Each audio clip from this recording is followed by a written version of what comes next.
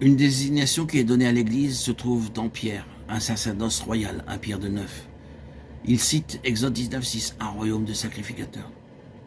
Remarquez l'association de deux idées, roi et sacrificateur, royaume et sacerdoce, deux fonctions associées, le trône et l'autel. Qu'est-ce que cela signifie? Ça veut dire sûrement que c'est en se soumettant, en renonçant, en perdant, en se dépouillant et en souffrant que le trône agit, que la puissance divine s'exerce dans cet univers. C'est la souffrance et la gloire, la faiblesse et la puissance. Termes qui semblent être des contradictions. Mais ceci se trouve dans la parole suivante. Au milieu du trône, un agneau. Apocalypse 5, 6. Voici le symbole du refus de résistance, même au mal. Je ne parle pas du refus de résistance au péché, mais à ce qui est subi à tort, à l'injustice. Un agneau mené à la boucherie, et par ce moyen au trône. Ésaïe 53, 7, 52, 13. Ce sont des principes spirituels formidables.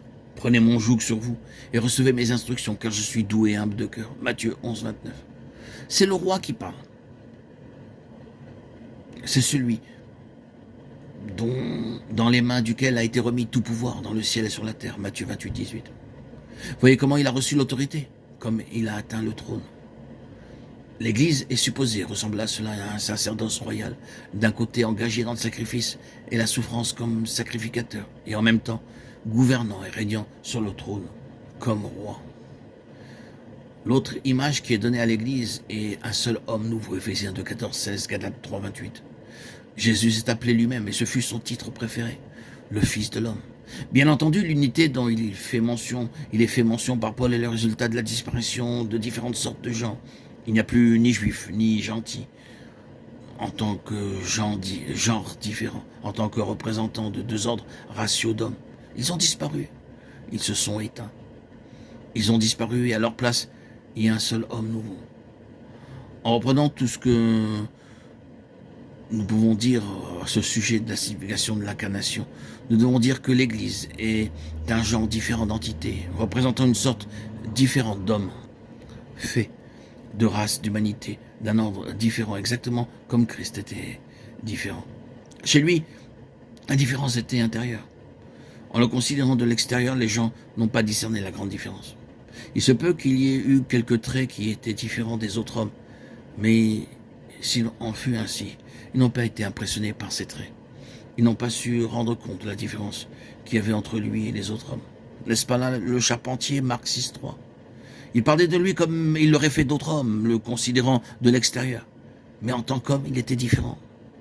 L'homme qui se trouvait à l'intérieur de l'enveloppe corporelle était un homme différent, gouverné par des lois différentes, par des conceptions entièrement différentes de celles par lesquelles les autres gens étaient gouvernés d'une base différente et ainsi, dans ce sens, demeurant un mystère. Bien des années plus tard, Jean disait en écrivant sa lettre, « Si le monde ne nous connaît pas, c'est qu'il ne l'a pas connu. » 1 Jean 3, 1b. Nous aussi, nous sommes des êtres d'un autre genre, et cela devrait être, si je peux m'exprimer ainsi, tout à fait naturel. Le réel secret, la signification réelle est intérieure, n'est-ce pas? Extérieurement, nous ne sommes peut-être pas différents des autres gens, bien qu'il doive y avoir quelques marques extérieurement.